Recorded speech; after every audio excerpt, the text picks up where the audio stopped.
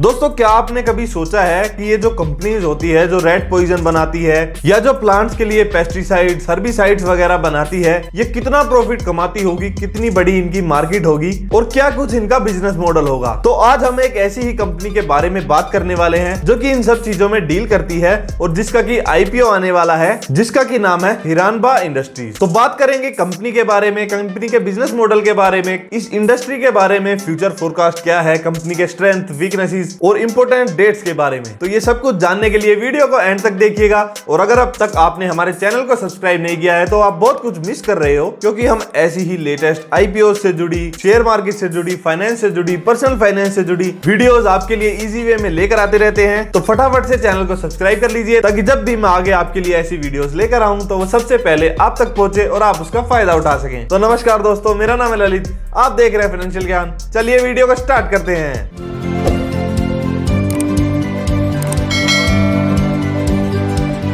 तो दोस्तों, हिरानबा इंडस्ट्रीज की अगर हम बात करें तो ये कंपनी 1992 में इनकॉर्पोरेट हुई थी। ये एक Gujarat based crop protection chemical manufacturing company है जो कि एक लीडिंग डोमेस्टिक प्रोड्यूसर है सिंथेटिक पायरेथ्रोइड्स की, जैसे कि साइपरमेथ्रिन, डेल्टामेथ्रिन और लैम्डा साइहेलेथ्रिन जैसे प्रोडक्ट्स की। तो ये इनके केमिकल कंपोनेंट्स के नाम इतने अजीब हैं कि इनको प्रोनाउंस करने में ही जान निकल जाती है, समझना तो बहुत दूर की बात है। तो मैं नीचे टेक्स्ट डाल रहा हूं, आप भी जरूर एक बार इन्हें प्रोनाउंस करके जरूर देखिएगा। तो कंपनी बहुत सारे प्रोडक्ट्स मैन्युफैक्चर करती है, जैसे pesticides, herbicides, insecticide, fungicide and other pest control जैसे प्रोडक्ट्स में ये कंपनी डील करती है, जो कि यूज होते हैं पेस्ट कंट्रोल में, फंगस कंट्रोल में, खेतों में जो किसान यूज करते हैं वो वाले प्रोडक्ट्स जो कि क्रॉप प्रोटेक्शन के काम आते हैं, अनवांटेड प्लांट्स को रिमूव करने के काम आते हैं, और ऐसे प्रोडक्ट्स ये कंपनी डेवलप करती है। कंपनी की बेसिकली 3 मैन्युफैक्चरिंग यूनिट है वापी गुजरात में, जिनकी की कैपेसिटी करीब 14,000 मेट्रिक टन पर एनम है, और 2 R&D की यूनिट है जो कि department of scientific and industrial research के द्वारा रिकॉग्नाइज है, और तीसरी जो इनकी R&D की यूनिट है वो भी ऑपरेशनल हो गई है दिसंबर 2020 से। इसके अलावा कंपनी का स्ट्रॉन्ग डीलरशिप नेटवर्क है, करीब 8,600 डीलर्स कंपनी के साथ जुड़े हुए हैं, और उसके अलावा 60 कंट्रीज में कंपनी अपने प्रोडक्ट्स एक्सपोर्ट करती है। तो चलिए देखते हैं कंपनी का बिजनेस मॉडल क्या है, कैसे ये कंपनी ऑपरेट करती है। तो दोस्तों, बेसिकली कंपनी के 5 बिजनेस सेगमेंट हैं, जिसमें कि सबसे पहला तो है domestic institutional sale of technicals, जिसमें कि ये अपने टेक्निकल्स जो इनके केमिस्ट्री फॉर्मूले होते हैं दवाइयों को बनाने के, उसको जो लोकल प्लेयर्स होते हैं इन्हीं की टाइप की कंपनीज के जो ये रिसर्च एंड डेवलपमेंट करती है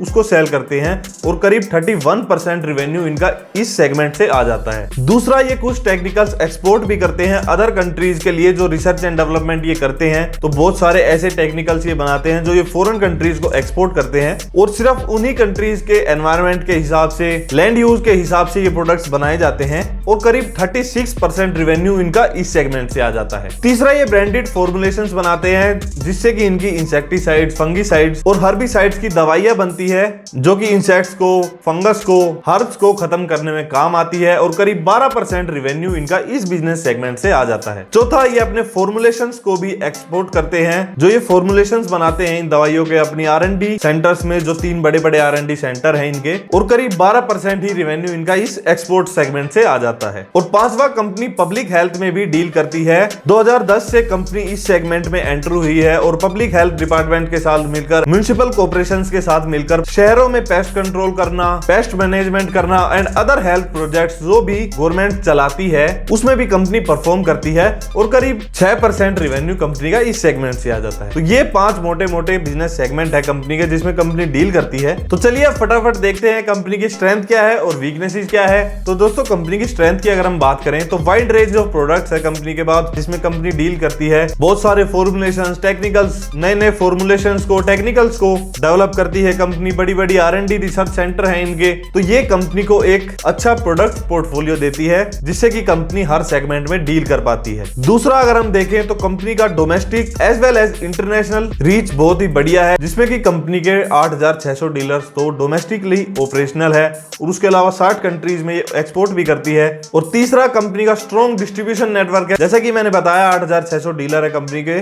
जो कि देश देश के 16 स्टेट्स और 1 यूनियन टेरिटरीज में ऑपरेशनल है। चौथा, कंपनी का लार्ज कस्टमर बेस है। कंपनी के जो प्रोडक्ट्स है वो डीप रूटेड है, फार्मर्स से लेकर आम पब्लिक तक कंपनी के प्रोडक्ट यूज करती है। और पांचवा, एक्सपीरियंस मैनेजमेंट है कंपनी की, बहुत ही सालों से इस फील्ड में ये वर्क कर रहे हैं, तो अच्छी समझ है इनको बिजनेस चलाने की। वही अगर हम कंपनी की वीकनेसेस के बारे में बात करें तो कुछ लीगल प्रोसीडिंग्स है। वैसे तो हर कंपनी के ऊपर कुछ ना कुछ लीगल प्रोसीडिंग्स चलती ही रहती हैं, लेकिन इन पर हमें ध्यान देना चाहिए कि कहीं ये ज्यादा तो नहीं है और ये कहीं कंपनी को फ्यूचर में ज्यादा अफेक्ट तो नहीं कर सकती है। तो कंपनी के ऊपर करीब 2 सिविल केसेस हैं, 17 क्रिमिनल केसेस हैं और 5 टैक्स रिलेटेड केस चल रहे हैं, यानी करीब 25 केसेस कंपनी के ऊपर चल रहे हैं। और उसके अलावा इस कंपनी ने भी औरों के ऊपर केसेस कर रखे हैं, जैसे ऐसी कंपनीज में जो ये रिसर्च एंड डेवलपमेंट करते हैं, कुछ पेटेंट्स होते हैं जिनको और कोई अगर इलीगली यूज करता है तो कंपनी औरों के ऊपर केसेस कर देती है। तो उनको अगर हम देखें तो कंपनी ने 460 केसेस औरों के ऊपर कर रखे हैं, जिससे कि काफी सारा पैसा उन केसेस से ही ये कंपनी कमा रही है। तो इसको स्ट्रेंथ के तौर पे लेना है, वीकनेस के तौर पे, ये मैं आपके ऊपर छोड़ता हूं।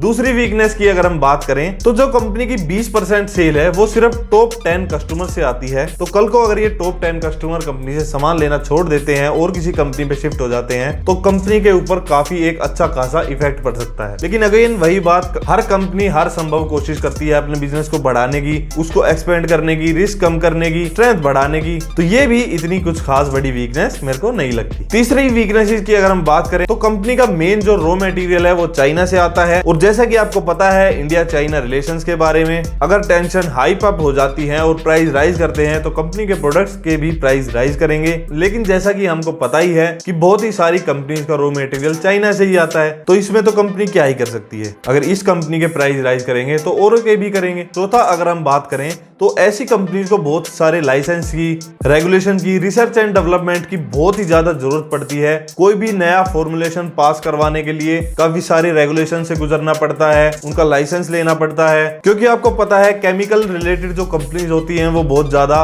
वाटर पोल्यूशन, एयर पोल्यूशन वगैरह करती हैं। तो इस चक्कर में गवर्नमेंट के स्ट्रिक्ट रेगुलेशन इन पर अप्लाई होते हैं। और अगर हम किसी प्रोडक्ट पे बहुत सारा पैसा खर्च कर रहे हैं रिसर्च एंड डेवलपमेंट पे और वो गलती से फेल हो जाता है तो ऐसी कंपनी जो कि ज्यादा रिसर्च एंड डेवलपमेंट में इन्वॉल्व होती है उनको काफी बड़े बड़े लॉसेस होते हैं। और पांचवी अगर हम बात करें तो कंपनी ने काफी बैंकों से लोन ले रखा है जिसका की अमाउंट करीब 90 करोड़ के आसपास है, जिसको की कंपनी ने अपने डेट अकाउंट्स में शो नहीं कर रखा। और छठी अगर हम बात करें तो गवर्नमेंट बहुत सारी फैसिलिटीज फार्मर्स के लिए दे रही होती है, जैसे MSP या फिर पेस्टिसाइड्स जो कि फार्मर यूज करते हैं उस पे सब्सिडी जब गवर्नमेंट देती है तो ऐसी कंपनीज को लॉसेस होते हैं क्योंकि इनको अपना माल सस्ते में बेचना पड़ता है। तो गवर्नमेंट का भी काफी एक बड़ा रोल हो जाता है इन कंपनीज के प्रॉफिट को अफेक्ट करने में। तो दोस्तों ये तो बात होगी स्ट्रेंथ और वीकनेसेस की। अब देखते हैं इंडस्ट्री फ्यूचर में कैसा परफॉर्म करने वाली है, इंडस्ट्री में ग्रोथ आने की संभावना है या नहीं। तो 2014 से 2019 तक इस मार्केट ने करीब 7.4% की CAGR ग्रोथ दिखाई है और ऐसा एक्सपेक्टेड है कि 2025 तक ये मार्केट 205 मिलियन US$ की हो जाएगी और करीब 19% की CAGR ग्रोथ हमें देगी। वहीं हम ग्लोबल एग्रोकेमिकल मार्केट की बात करें तो ग्लोबल मार्केट सिर्फ 1.8% का CAGR ग्रोथ देने वाली है।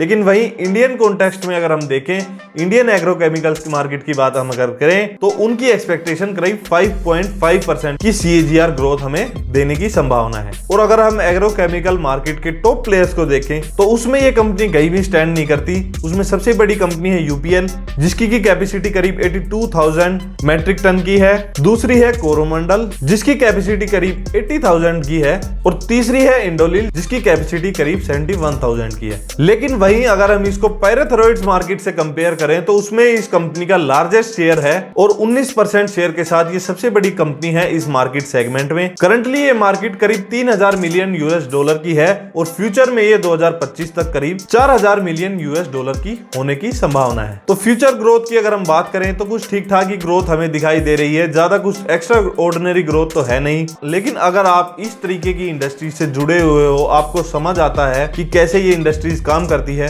तो आप इसे कंसीडर कर सकते हो। चलिए दोस्तों अब इसके फाइनेंशियल्स को देख लेते हैं। तो दोस्तों अगर हम एसेट्स की बात करें तो 2018 में कंपनी के एसेट्स करीब 450 करोड़ के थे जो कि 2020 में बढ़कर करीब 625 करोड़ के हो गए। तो कंपनी ने अच्छे से अपने एसेट्स को बढ़ाया है। वहीं हम रिवेन्यूज को अगर देखें तो 750 करोड़ के रिवेन्यूज 2018 में थे जो कि बढ़कर 960 करोड़ के हो गए 2020 में। तो रिवेन्यूज को भी कंपनी ने अच्छे से बढ़ाया है। और अगर हम प्योरली प्रॉफिट को देखें तो जो प्रॉफिट 2018 में 46 करोड़ का था, 2020 में वो 97 करोड़ का हो गया। तो कंपनी ने अपने प्रॉफिट्स को भी करीब डबल कर लिया है। लेकिन अगर हम फ्री कैश फ्लोज को देखें तो उसकी ग्रोथ थोड़ी कम है और इसका कारण ये भी हो सकता है क्योंकि कंपनी ने अभी अभी अपनी एक नई R&D सेटअप करी है। तो बहुत सारा पैसा कंपनी ने उसमें भी खर्च करा होगा, इन्वेस्ट करा होगा, तो इस वजह से कैश फ्लो शायद कम दिखाई दे रहे हैं। तो चलिए अब फटाफट से कंपनी के इंपॉर्टेंट डेट्स देख लेते हैं और फिर बात करेंगे कि हमें इसमें इन्वेस्ट करना चाहिए या फिर नहीं। तो दोस्तों इंपॉर्टेंट डेट्स की अगर हम बात करें तो ये IPO 20 से 25 फरवरी तक ओपन है। प्राइस इसका 626 से 627 रुपए है। 23 शेयर का एक लोट है, यानी करीब मिनिमम इन्वेस्टमेंट आपकी 14,000 की और मैक्सिमम करीब 1,90,000 की इन्वेस्टमेंट आपकी इसमें होगी। एग्जैक्ट फिगर्स मैंने यहाँ पर डाल दी है, आप चेक कर सकते हो। अलॉटमेंट आपकी 2 मार्च को हो जाएगी, रिफंड आपको 3 मार्च को मिल जाएगा। और अलॉटमेंट अगर आपको मिल गई तो 4 तारीख को आपको शेयर डीमैट अकाउंट में क्रेडिट हो जाएंगे और 5 मार्च को आपकी शेयर्स की मार्केट में लिस्टिंग हो जाएगी और आपको पता चल जाएगा कि आपको लिस्टिंग गेन हुआ या फिर नहीं।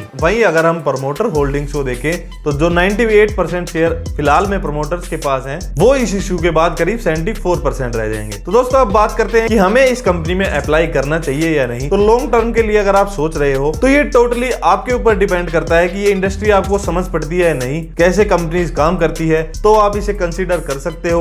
और अगर लिस्टिंग गेन के लिए आप अप्लाई कर रहे हो तो आप ग्रे मार्केट प्रीमियम चेक करके अप्लाई कर सकते हो। और अगर आप चाहते हो कि हम ग्रे मार्केट प्रीमियम पर भी एक वीडियो बनाएं तो कमेंट करके जरूर बताइएगा और चैनल को सब्सक्राइब कर लीजिए ताकि जब भी मैं आगे आपके लिए ऐसी फर्दर इंफॉर्मेटिव वीडियोस लेकर आऊं तो वो सबसे पहले आप तक पहुंचे। और कोई भी अगर डाउट हो, क्वारी हो तो आप कमेंट कर सकते हो, डायरेक्ट मेरे इंस्टाग्राम पे मैसेज कर सकते हो। और ऐसी ही हमने फ्री शेयर मार्केट से जुड़ी, म्यूचुअल फंड से जुड़ी सीरीज बना रखी है, हमारी प्लेलिस्ट चेक कर सकते हो। तो दोस्तों आज के लिए बस इतना ही, मिलते हैं ऐसी ही इंफॉर्मेटिव नेक्स्ट वीडियो में। तब तक के लिए जुड़े रहें, बने रहें। Thank you so much.